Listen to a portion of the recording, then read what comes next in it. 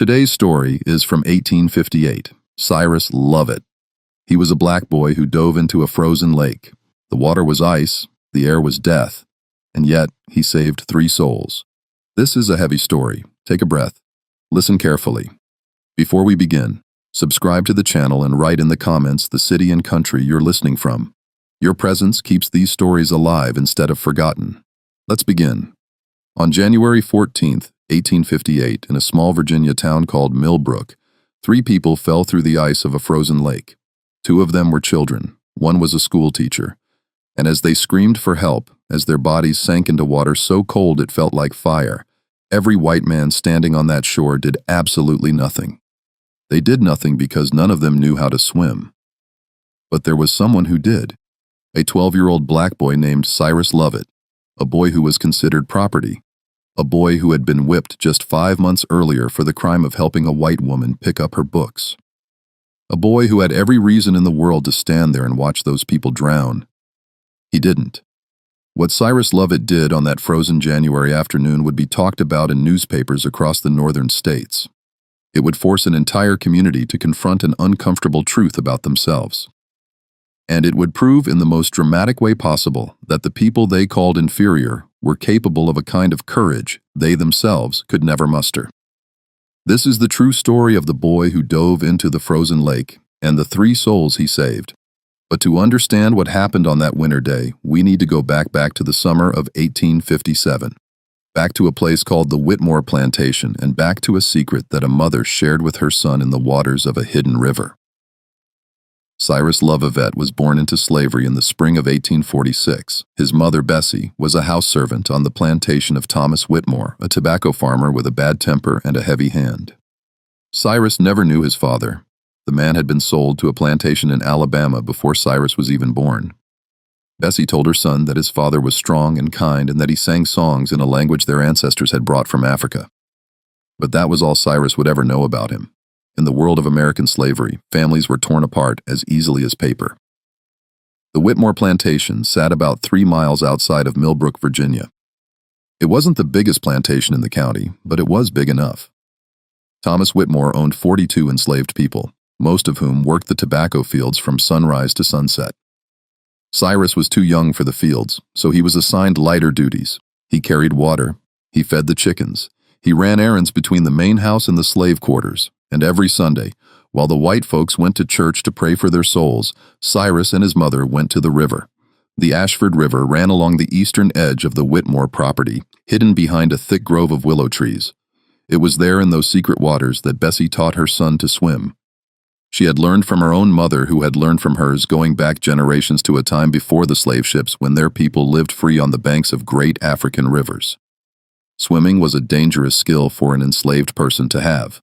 A slave who could swim was a slave who might try to escape across a river. A slave who could swim was a threat. So Bessie made Cyrus promise to never tell anyone what he could do.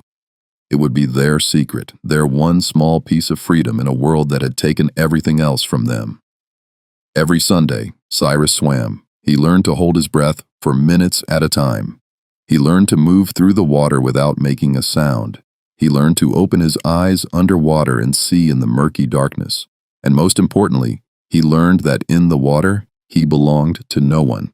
The river didn't care about the color of his skin. The river didn't know about chains or whips or the laws that said he was less than human. In the river, Cyrus Lovett was free. By the summer of 1857, Cyrus was one of the strongest swimmers in the county. Not that anyone knew it. To the white people of Millbrook, he was just another slave boy, invisible, insignificant property. Millbrook was a town of about 800 people, not counting the enslaved population, which nearly doubled that number. It was the kind of town where everyone knew everyone else's business, everyone else's business. The kind of town where your family name determined your place in society. And the kind of town where the line between white and black was drawn so deep that crossing it could cost you your life. At the top of Millbrook's social hierarchy were 3 families: the Whittors, who owned the most land, the Ashfords, who owned the most slaves, and the Millers, who owned the most power. Judge Cornelius Miller was the most important man in Millbrook. He decided which runaway slaves would be returned to their owners and which would be set free on technicalities. He decided which criminals would hang and which would walk. His word was law, and everyone in Millbrook knew it. The judge had a wife named Margaret, a cold woman with a permanent frown and 2 children. Twins, a boy and a girl, both 10 years old. Thomas Jr. and Charlotte Miller were raised to believe they were better than most people, better than the poor whites who worked with their hands, better than the immigrants who spoke with strange accents, and certainly absolutely unquestionably better than any black person who ever lived. The Ashford family had a son named Edmund.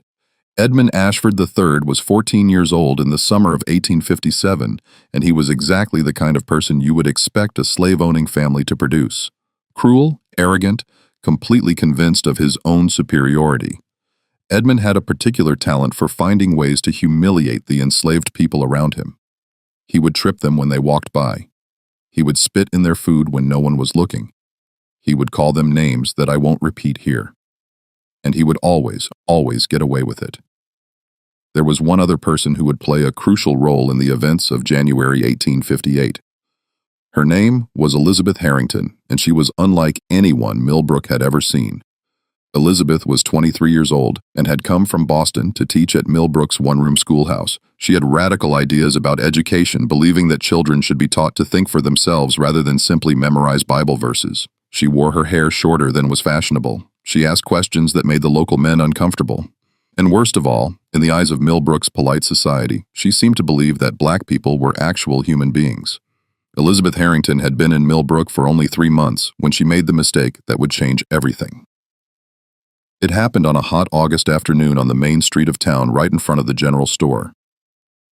Elizabeth was carrying an armful of books when she stumbled on a loose board in the wooden sidewalk.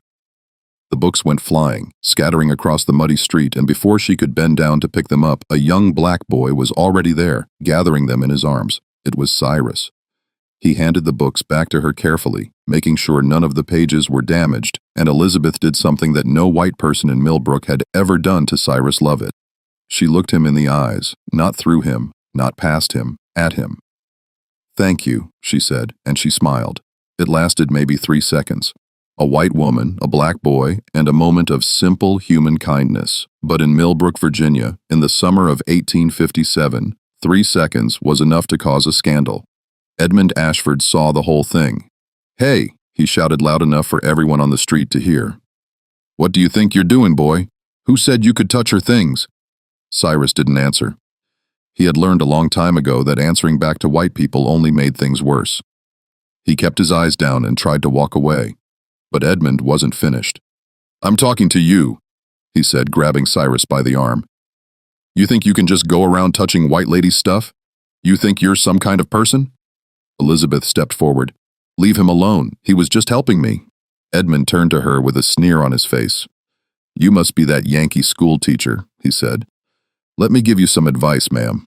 Down here, we don't let our animals get too familiar. It gives them ideas." That night, word reached Thomas Whitmore about what had happened in town.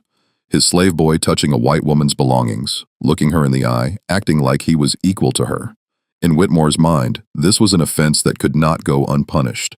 He called his oldest son, William, who was 16 years old. He handed him a leather whip, and he told him to teach Cyrus a lesson he would never forget. 20 lashes. They tied Cyrus to a post in the barn and tore the shirt from his back. William Whitmore hesitated for a moment before the first strike, just for a moment. But then he saw his father watching, and whatever humanity might have flickered in his eyes disappeared. The whip came down once, twice, 3 times. By the 10th lash, Cyrus had stopped screaming. By the 15th, he had stopped moving. And by the 20th, the blood was running down his back and pooling in the dirt beneath his feet. Bessie found him there an hour later, still tied to the post, barely conscious. She cleaned his wounds with water and dressed them with herbs she grew behind the slave quarters. And through her tears, she whispered something to her son that he would remember for the rest of his life. "What you did was right," she said. "Helping that woman was the right thing to do, and the right thing always has a price in this world. But one day, son, one day that price will be paid back with interest." Cyrus didn't understand what she meant. Not then. He was too busy trying to survive, trying to heal, trying to make sense of a world where kindness was punished and cruelty was rewarded. But he would understand soon enough. The autumn of 1857 was unusually cold. By late October, there was already frost on the ground in the mornings. By November, the first snow had fallen, and by December, the lake on the Miller property had frozen solid. Lake Miller was a source of great pride for the judge and his family. It was the largest body of water in the county, nearly a mile across at its widest point. And in the summer, it was a popular spot for picnics and fishing. But in the winter, when the ice grew thick enough to walk on, it became something else entirely. It became a skating rink for the wealthy families of Millbrook. Every winter, the Millers would host skating parties on the frozen lake. The ladies would wear their finest fur coats. The gentlemen would show off their imported skates from New York, and the children would race each other from one end of the ice to the other, their laughter echoing across the frozen water. Cyrus had never been allowed on the lake.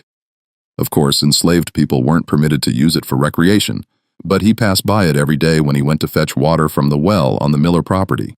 And every day, he would stop for a moment and study the ice. He wasn't studying it because he wanted to skate. He was studying it because he was thinking about escape. The Underground Railroad ran through Virginia, and Cyrus knew that freedom lay somewhere to the north. He also knew that the fastest route north crossed Lake Miller. If he ever decided to run, he would need to know where the ice was thick enough to hold his weight and where it was thin enough to break.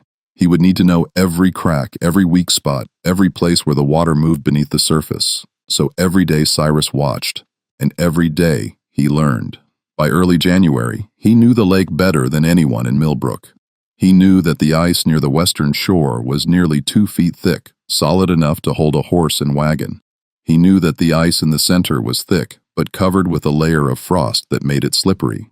And he knew that the ice near the eastern shore, where an underground spring fed warm water into the lake, was dangerously thin. There was a crack in the ice on the eastern side, a crack that started small near the shore and grew wider as it stretched toward the center of the lake.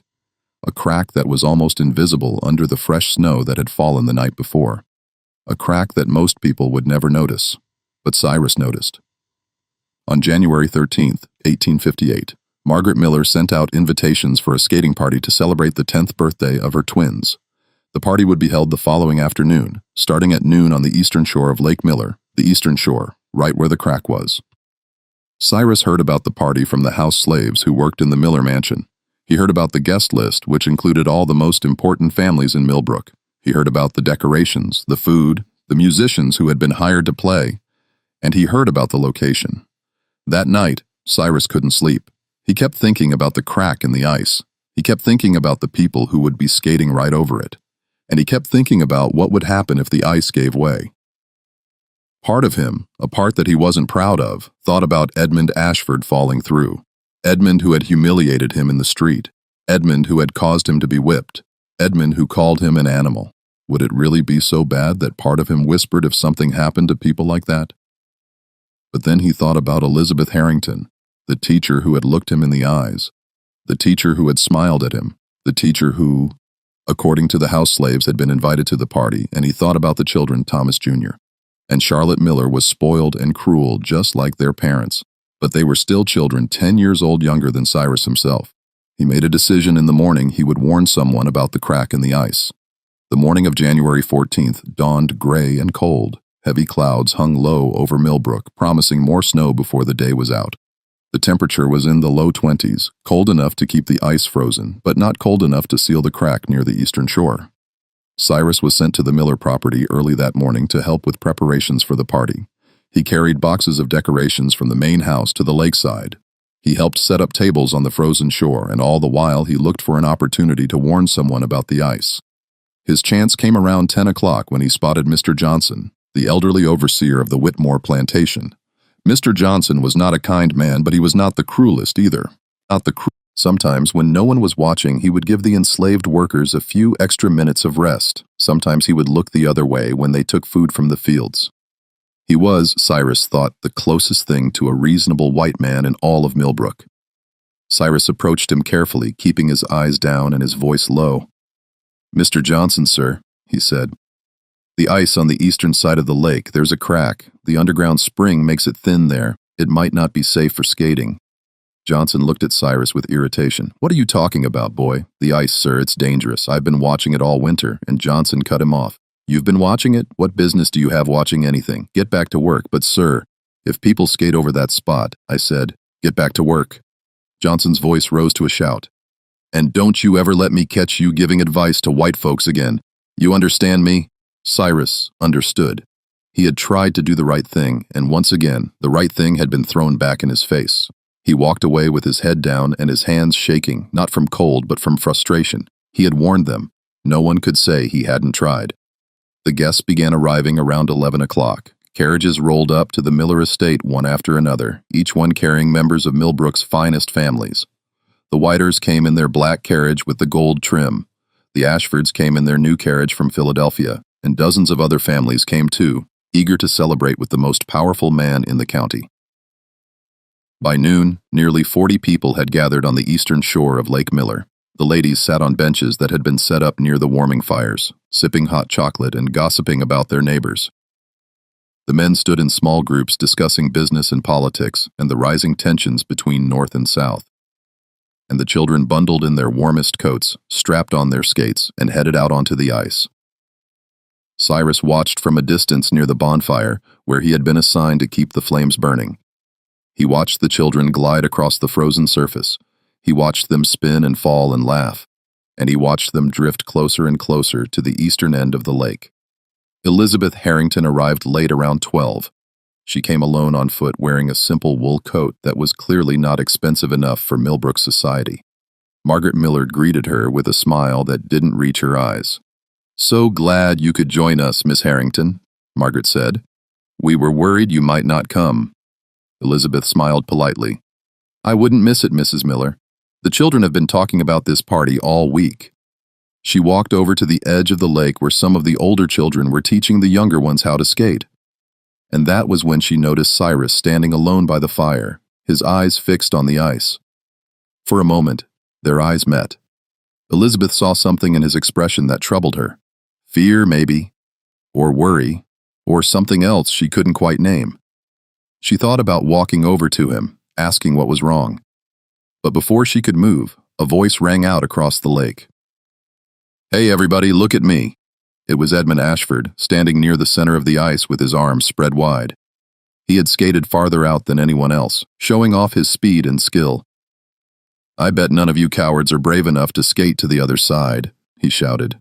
"Come on, who's with me?" Thomas Jr. Miller, eager to prove himself in front of the older boy, raised his hand.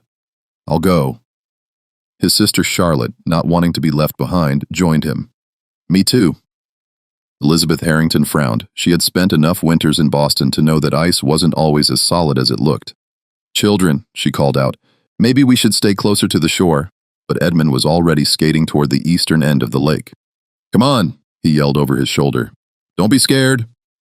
Thomas Jr. and Charlotte followed him, and Elizabeth, sighing with resignation, decided to go after them.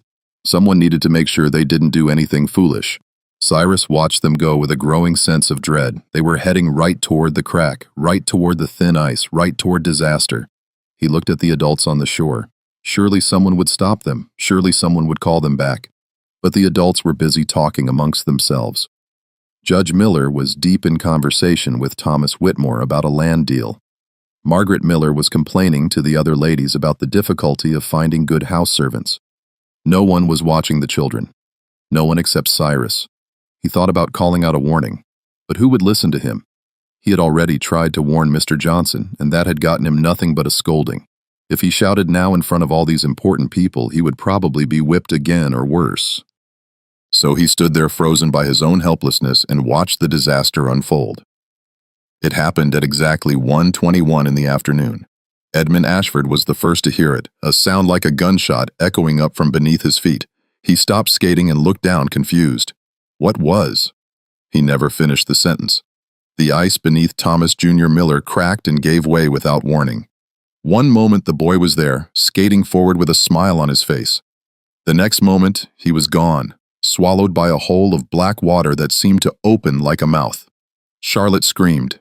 She tried to skate toward her brother, tried to reach him, tried to help, but the ice around the hole was already breaking apart, and before she could take 3 strokes, she fell through as well. Elizabeth Harrington didn't think. She didn't calculate the risks or consider her options. She simply acted, skating as fast as she could toward the 2 drowning children. She got within 10 feet of them before the ice crumbled beneath her, and she too plunged into the freezing water. 3 people, 3 seconds, and then silence. On the shore, the screaming began. Margaret Miller collapsed to the ground, shrieking her children's names. Judge Miller tried to run onto the ice, but two other men held him back. "Cornelius, you can't," one of them shouted. "The ice won't hold you." "My children." The judge was fighting against them, tears streaming down his face. "My children are in there." But no one moved to help. No one could move to help, because in all of Millbrook, Virginia, among all those wealthy, powerful, important white people, not a single one knew how to swim. They stood on the shore and watched 3 people die, all except Cyrus Lovett. Cyrus saw Elizabeth's head break the surface for a moment, her arms flailing, her mouth gasping for air. He saw one of the children, Charlotte, bob up briefly before sinking again, and he saw the adults on the shore paralyzed by their own uselessness. He thought about what his mother had said, that the right thing always has a price in this world, that one day that price would be paid back. He thought about the whip on his back, the blood in the dirt, the hatred in Edmund's eyes. He thought about letting them drown. 3 white people who had never shown him an ounce of kindness. 3 white people who belonged to a society that considered him less than human. 3 white people whose deaths would not cause a single tear to fall from his eyes.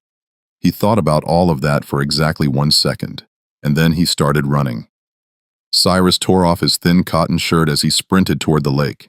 His bare feet, hardened by years of going without shoes, pounded against the frozen shore. Behind him, he heard someone shout, "What is that boy doing?" He didn't stop. He didn't look back. He ran onto the ice, moving fast and light, his eyes scanning the surface for cracks and weak spots. His months of careful observation paid off now. He knew exactly where to step, exactly where to avoid. 20 feet from the hole, he could see Elizabeth struggling to keep her head above water. Her heavy wool coat was dragging her down, and her movements were growing weaker. 15 feet from the hole, he could see Thomas Jr. floating face down, motionless. 10 feet from the hole, the ice began to crack beneath his feet. Cyrus didn't hesitate. He dove. The cold hit him like a wall of knives. Every nerve in his body screamed at him to get out, to escape, to survive. The water was so cold that it felt like burning, so cold that his muscles locked up for a terrifying moment, refusing to obey his commands. But Cyrus had spent years swimming in cold rivers. He had trained his body to withstand temperatures that would kill an ordinary person. And he had something else too, something that no amount of cold could extinguish. He had purpose. He opened his eyes underwater. The lake was murky and dark, but he could see shapes moving in the gloom. He spotted Thomas Jr. first, the boy's blonde hair floating like seaweed as he sank toward the bottom. Cyrus kicked downward, fighting against the cold that was trying to freeze his limbs. He reached Thomas Jr. and grabbed him by the hair. It was the only thing he could grip. Then he turned and swam upward toward the light. The hole in the ice had shifted. The current from the underground spring was pushing the broken pieces around, making the opening smaller. For a terrible moment, Cyrus thought he wouldn't be able to find a way out, but then he saw it. A gap in the ice just wide enough for a body to pass through. He kicked with all his strength, pulling Thomas Jr. behind him. His lungs were burning. His vision was starting to go black at the edges, but he kept swimming, kept fighting, kept reaching for that tiny window of light above him. He broke the surface with a gasp that tore his throat raw. Hands reached down from the edge of the ice, down from the white hands belonging to William Whitmore, the same young man who had whipped Cyrus 5 months earlier. William grabbed Thomas Jr. and pulled him out of the water. "He's alive!" William shouted. "He's alive!" Cyrus clung to the edge of the ice, his body shaking violently. He had been in the water for less than a minute, but already he could feel his strength fading. The cold was seeping into his bones, slowing his thoughts, making his movements clumsy. He could stop now. He had done more than anyone could have expected. He had saved the judge's son. Surely that was enough, but Charlotte was still down there, and so was Elizabeth. Cyrus took 3 deep breaths. Then he let go of the ice and dove back under. Charlotte had sunk deeper than her brother. The current had caught her dress and was pulling her toward the center of the lake, toward the warmth of the underground spring.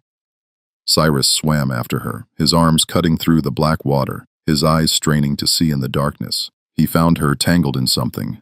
Weeds, maybe, or debris from the lake bed. Her face was pale. Her eyes were closed and she wasn't moving. Cyrus grabbed her arm and pulled. Nothing happened. He pulled again, harder. Still nothing. The weeds had wrapped around her legs, holding her down like chains. He was running out of air. His lungs were screaming at him to go up, to breathe, to save himself, but he couldn't leave her. He couldn't let this child die at the bottom of a frozen lake. He reached down and tore at the weeds with his bare hands. The cold had made his fingers numb and he could barely feel what he was doing, but he kept tearing, kept ripping, kept fighting until finally, Charlotte came free. Cyrus grabbed her around the waist and kicked upward, but the hole he had used before was gone. The ice had shifted again, and now there was nothing but a solid white ceiling above him. He was trapped. For a moment, Cyrus felt something he had never felt before. Despair. Complete, total, overwhelming despair. He had tried to do the right thing, and the right thing was going to kill him. But then, through the ice, he saw a shadow moving. Someone was up there crawling on their hands and knees, looking down through the frozen surface. Cyrus punched the ice with his fist. Once, twice, 3 times. On the 4th punch, a crack appeared. On the 5th, the crack widened. And on the 6th, a hand broke through from above and grabbed his wrist. It was Edmund Ashford. Edmund who had humiliated him. Edmund who had caused him to be whipped. Edmund who called him an animal. Edmund who was now pulling him and Charlotte through the broken ice, back into the world of the living. Cyrus emerged from the water with Charlotte still clutched against his chest. Hands grabbed her and pulled her onto the solid ice. Someone was shouting that she wasn't breathing. Someone else was pounding on her back, trying to force the water out of her lungs. Cyrus tried to stand, but his legs wouldn't hold him. He collapsed onto the ice, shivering so hard that his teeth rattled in his head. "The teacher," someone said. "The teacher is still down there." Cyrus looked toward the hole. Elizabeth Harrington had been in the water longer than anyone. If she was still alive, she wouldn't be for much longer. He thought about giving up. He had saved 2 people. 2 children who would have died without him. Surely that was enough. Surely no one could expect him to go back into that frozen hell a 3rd time. But then he remembered the way Elizabeth had looked at him, the way she had smiled, the way she had said thank you, as if he were a person deserving of thanks. She had treated him like a human being, and human beings don't abandon each other. Cyrus crawled to the edge of the hole. His body was shutting down. His movements were slow and clumsy. His thoughts were foggy, distant, like he was watching himself from far away. He took one last breath, and he dove. Elizabeth was at the bottom of the lake. Her heavy wool coat had filled with water and dragged her down like an anchor. She was caught in something, her arm twisted at an odd angle, her body motionless. Cyrus swam down to her. It was the hardest thing he had ever done. His muscles were failing, his lungs were empty, his heart was slowing in his chest. He reached Elizabeth and grabbed her coat. He pulled. The coat didn't move. Something was holding it, a branch maybe, or a root from the trees that had fallen into the lake years ago. Cyrus didn't have time to free her gently. He didn't have time for anything, so he did the only thing he could do. He ripped the coat off her body. The buttons tore away, the seams split apart, and Elizabeth Harrington came free, floating upward in her simple white dress like a ghost rising from the grave. Cyrus grabbed her around the waist and kicked. His legs barely responded. His arms felt like they were made of lead. But he kicked anyway, again and again, pushing himself toward the surface through sheer force of will. He didn't see the hole. He didn't see the light. He just kept swimming upward, praying that he would find a way out before his body gave up completely. His head struck ice. Solid, thick, unbreakable ice. He was trapped again, and this time there was no one above him to help. Cyrus felt his grip on Elizabeth loosening. He felt his eyes closing. He felt the cold wrapping around him like a blanket, pulling him down into the darkness. "So this is how I die," he thought. "In the cold, in the dark, alone. Just like we've always been treated." He stopped struggling. He let the water take him. He began to sink, and then something grabbed his hand. Elizabeth's eyes were open. She was awake, and she was pulling him toward a light he hadn't seen. A crack in the ice barely visible just a few feet away. Together, they swam toward it. Together, they clawed at the ice, breaking it apart with their frozen fingers. Together, they burst through the surface, gasping, coughing, crying out in voices that sounded like they came from another world. Hands reached down and pulled them out. Cyrus lay on the ice, unable to move, unable to think, unable to do anything except breathe. The air burned his lungs. The cold burned his skin. Everything burned. But he was alive. And so were the 3 people he had saved. Someone wrapped a coat around him. Someone carried him to the shore. Someone put him next to one of the fires and piled blankets on top of him. He heard voices distant and muffled like they were coming from underwater. He saved them, all 3 of them, the boy, The slave boy. How is that possible? Cyrus closed his eyes. The last thing he heard before unconsciousness took him was the sound of Charlotte Miller coughing up water, the sound of life returning to a body that had been moments from death, the sound of a miracle. When Cyrus Love opened his eyes, he didn't know where he was. The ceiling above him was made of rough wooden planks. The air smelled like smoke and something medicinal, and there was a face hovering over him, a face he recognized, his mother. Bessie was crying, not the silent tears she usually shed when no one was watching. Real tears, loud tears, the kind of tears that came from a place so deep that no amount of suffering could ever dry them up. "My boy," she kept saying over and over again, "my brave, foolish, beautiful boy." Cyrus tried to speak, but his throat was raw and swollen. He tried to move, but his body felt like it had been filled with sand. He managed to lift one hand just a few inches off the rough blanket that covered him, and Bessie grabbed it like it was the most precious thing in the world. "You've been asleep for 2 days," she said. 2 whole days. The fever almost took you. I thought I was going to lose you, baby. I thought the Lord was going to take you from me." Cyrus closed his eyes. 2 days. He had been unconscious for 2 days. Slowly, the memories came back to him. The lake, the ice, the cold that burned like fire, the children sinking into the darkness, Elizabeth's face pale and lifeless floating at the bottom of the lake. "Did they live?" he whispered. His voice was barely audible, a croak more than a word. "The people I pulled out. Did they live?" Bessie squeezed his hand tighter. "They lived," she said. "All 3 of them. Because of you." Cyrus let out a breath he didn't know he had been holding. Then he closed his eyes and slept again. The next time he woke, the fever had broken. He was still weak, still exhausted, still aching in places he didn't know could ache. But he was alive. And for the first time since the lake, he could think clearly. He was in the slave quarters on the Whitmore plantation, the same small cabin he had lived in his entire life, the same dirt floor, the same leaky roof, the same thin walls that let in the winter cold. Nothing had changed. And yet everything had changed. Over the next few days, Cyrus learned what had happened after he lost consciousness on the ice. He learned that Thomas Jr. and Charlotte Miller had both survived, though Charlotte had come very close to death. Her heart had stopped for nearly a minute before someone managed to revive her. He learned that Elizabeth Harrington was alive but badly weakened, confined to bed in the Miller mansion, where she was being cared for by the family doctor, and he learned that his name was being whispered all over Millbrook. The enslaved people talked about him in hushed, reverent tones. They called him a hero. They said he had done something no white man in the county had the courage to do.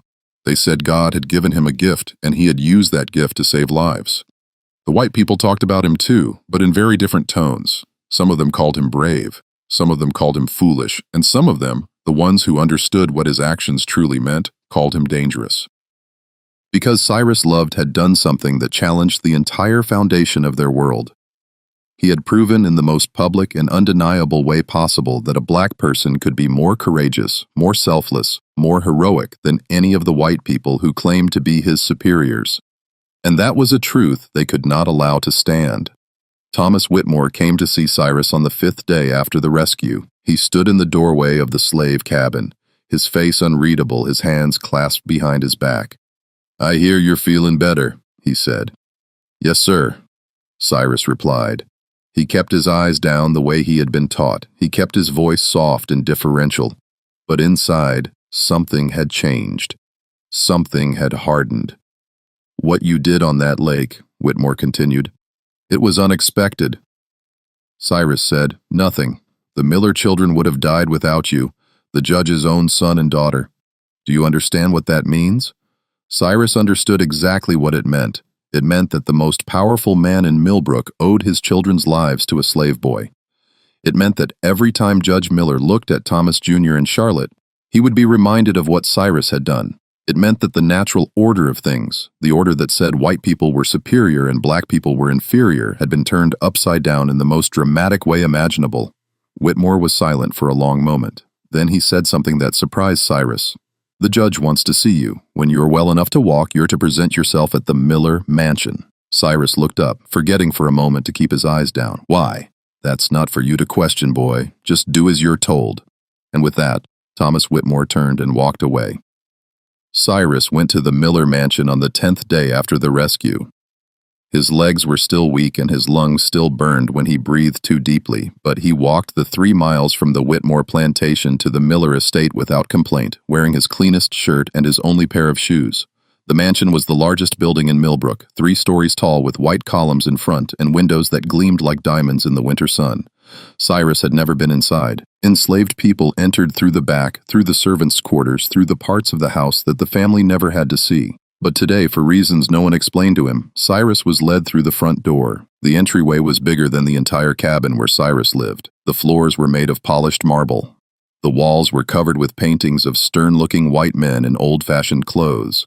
And at the far end of the hall, sitting in a chair that looked almost like a throne, was Judge Cornelius Miller. The judge was a large man, broad-shouldered and heavy-set, with a face that seemed permanently set in an expression of disapproval. He had small dark eyes that missed nothing and a mouth that rarely smiled.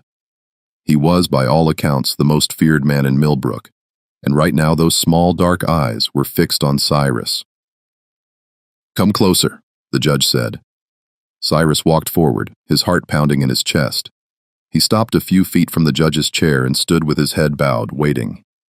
"Look at me," the judge commanded. Cyrus looked up. It was the first time he had ever looked a white man directly in the eyes without being punished for it. For a long moment, neither of them spoke. Then Judge Miller did something that Cyrus never expected. He stood up and he extended his hand. Cyrus stared at the hand like it was a snake that might bite him. White men did not shake hands with slaves. It simply wasn't done. It was against every rule of the society they lived in, against every law of nature that men like Judge Miller believed in. "Take it," the judge said. His voice was strained, as if the words were being pulled from him against his will. "You saved my children's lives. The least I can do is shake your hand." Cyrus reached out slowly, carefully, and took the judge's hand. The handshake lasted only a second. Then Judge Miller pulled away as if the contact had burned him. "I am told," the judge continued, "that you tried to warn someone about the ice, that you told old Johnson the eastern shore was dangerous." "Yes, sir," Cyrus said. "I saw the crack.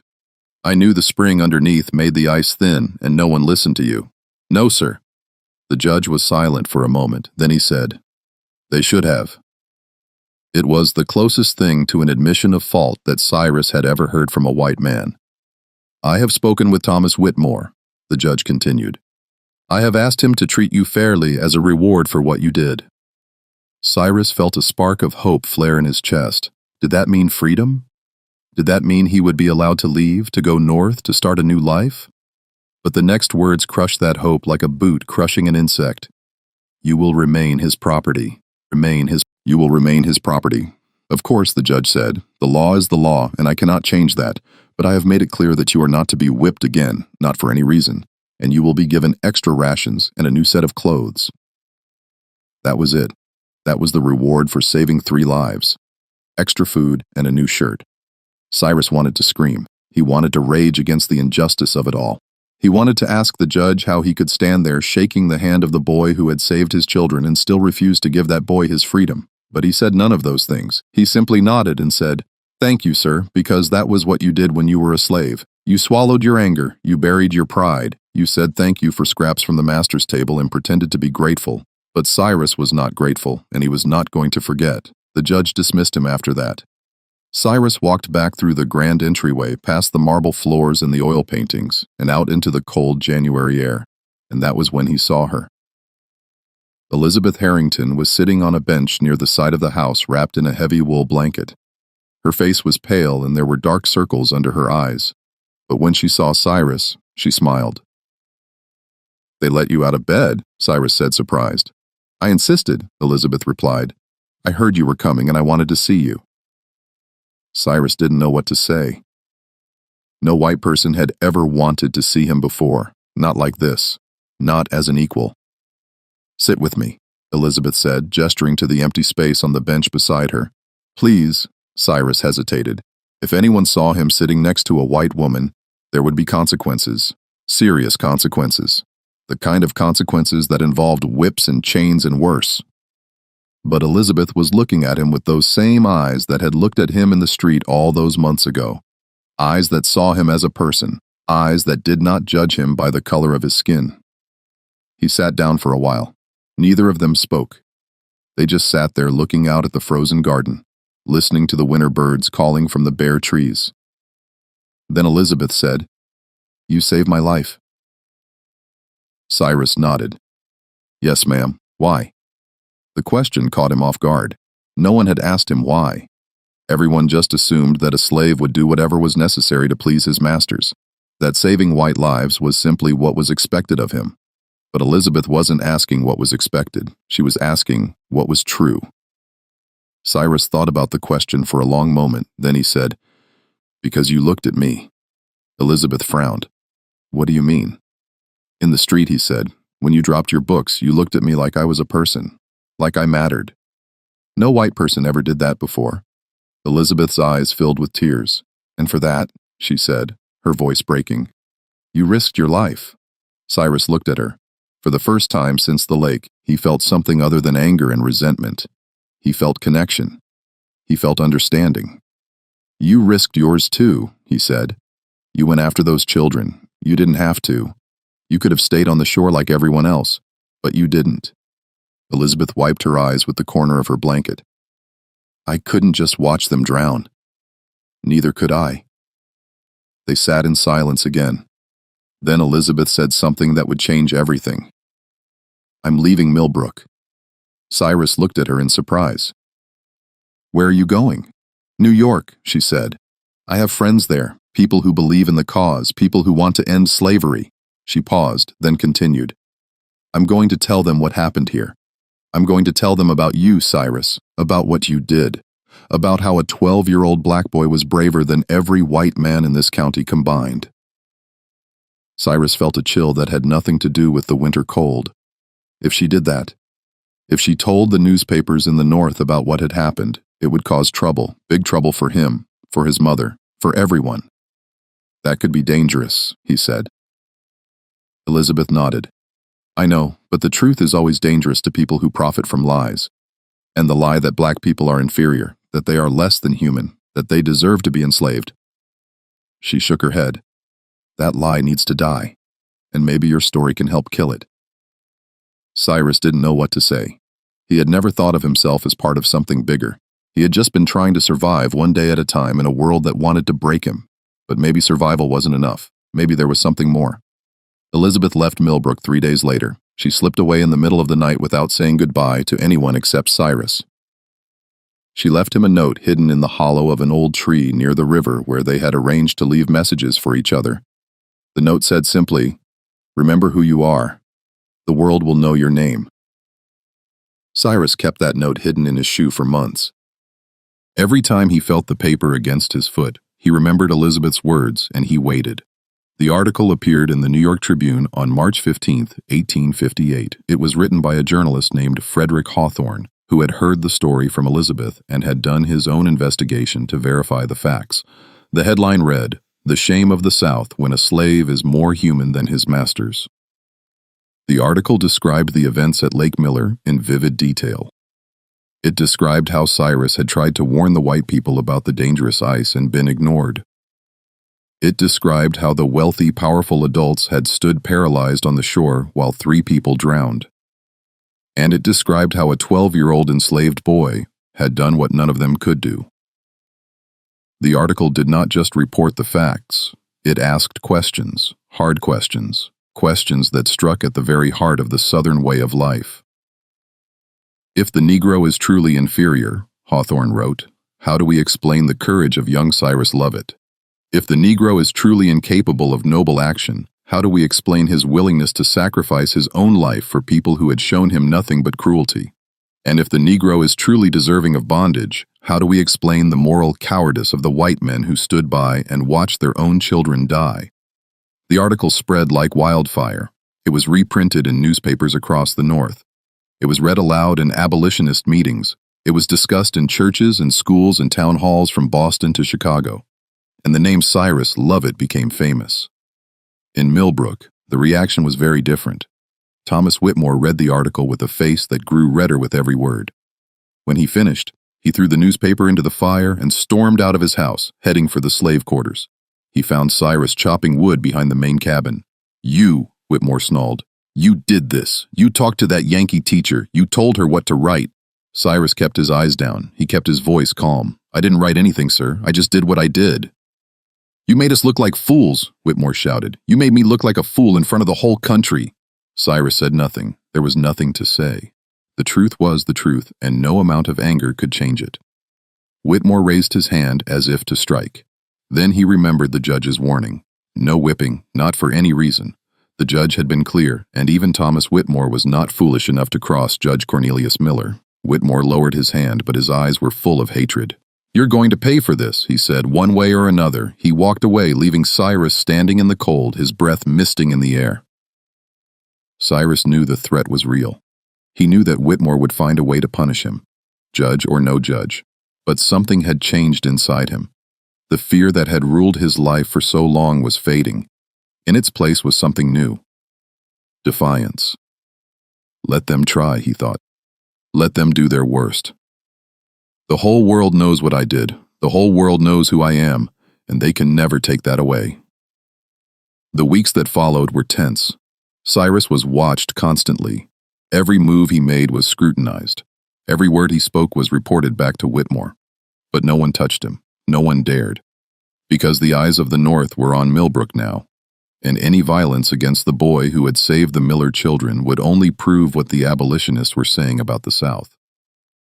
In April, something unexpected happened.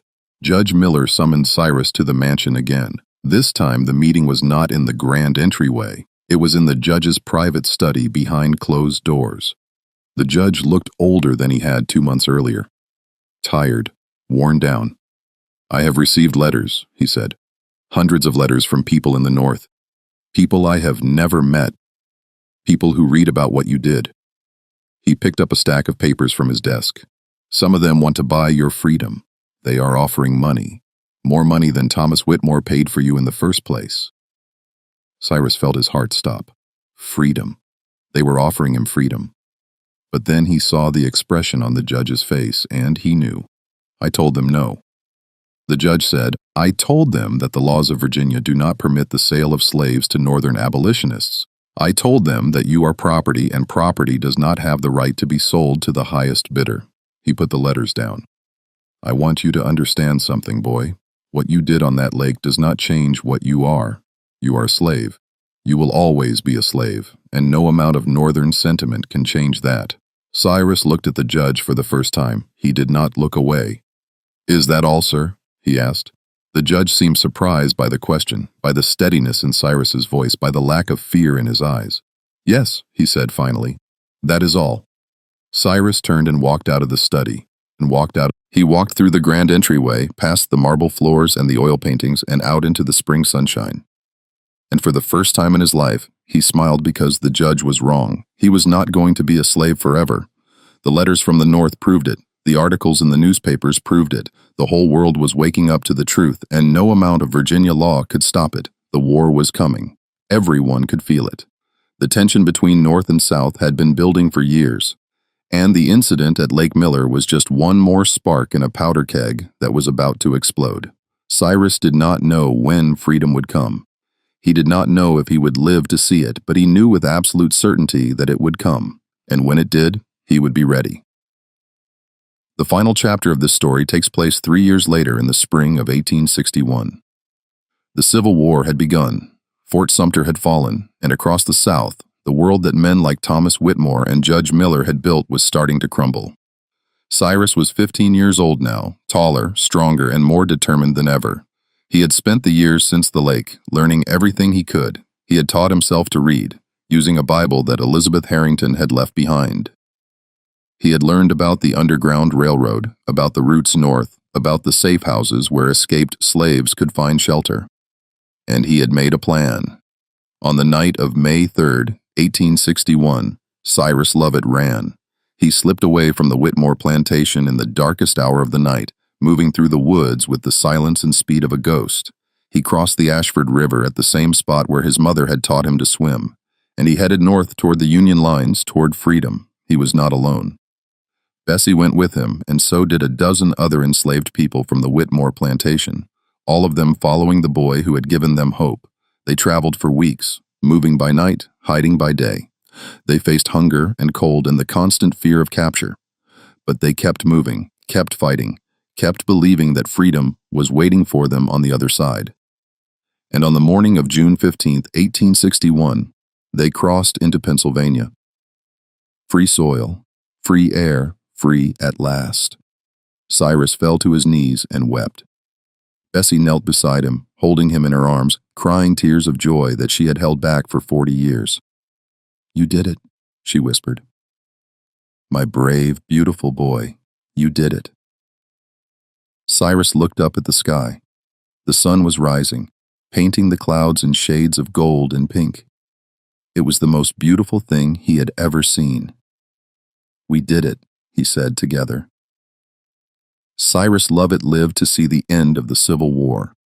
He lived to see the 13th Amendment abolish slavery throughout the United States. And he lived to see the country he had been born into begin the long, painful process of reckoning with its past. He never forgot what happened at Lake Miller. He never forgot the 3 people he had saved. And he never forgot the lesson that his mother had taught him all those years ago.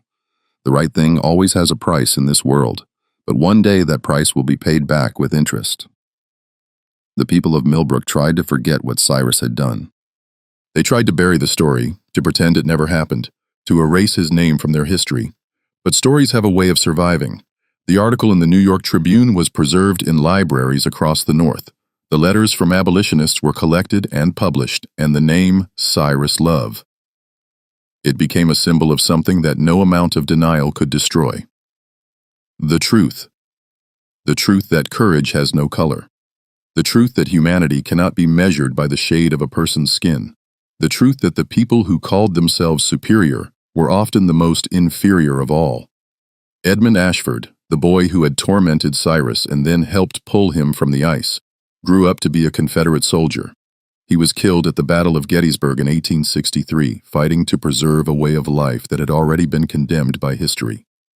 William Whitmore, who had whipped Cyrus and then saved Thomas Jr. from the frozen lake, survived the war but never recovered from it. He spent the rest of his life drinking and gambling, haunted by memories he could never escape. Thomas Jr. and Charlotte Miller both lived long lives. Thomas became a doctor, Charlotte became a teacher, and according to family records, neither of them ever forgot the black boy who had pulled them from the frozen waters of their father's lake.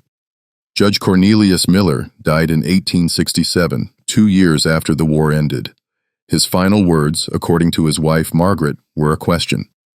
"Do you think he forgave me?" he asked. The boy. "Do you think he forgave me?" Margaret did not know how to answer. As for Cyrus himself, he settled in Philadelphia after the war. He married a woman named Sarah, a former slave from Maryland, and they had 4 children together. He worked as a carpenter, building houses for the growing population of freed black people who were making new lives in the North. He never learned to hate the people who had enslaved him. Hatred, he believed, was a chain heavier than any made of iron. He chose instead to focus on the future, on building something better for his children and his children's children. But he never stopped telling his story. Every year on January 14th, the anniversary of the rescue, Cyrus would gather his family around the fire and tell them about the day he dove into the frozen lake. He would tell them about the cold that burned like fire, about the darkness at the bottom of the water, about the moment when he thought he was going to die, and he would tell them about the choice he made. "I could have let them drown," he would say. "Nobody would have blamed me. Nobody would have expected me to save people who treated me like an animal." He would pause, looking into the faces of his children, making sure they understood. "But I didn't let them drown because if I had, I would have become like them. I would have let hatred and anger turn me into something less than human. And I refused to do that. I refused to let them take my humanity, even if they took everything else." His children would listen in silence. And when he finished, they would ask the same question they always asked. "Was it worth it, Papa? Was it worth risking your life for people who didn't care about you?" And Cyrus would smile and say the same thing every time. It wasn't about them, it was about me, about who I wanted to be, about the kind of person I wanted to see when I looked in the mirror. He would lean back in his chair, his eyes distant, remembering. I couldn't control what they did to me, but I could control what I did, and I chose to be better than they were. I chose to be human, even when they treated me like I wasn't. That was my revenge, not violence, not hatred, just being better. And they could never take that away from me. Cyrus Lovett died in 192 at the age of 56. He was buried in a small cemetery in Philadelphia next to his wife Sarah, who had passed away 3 years earlier.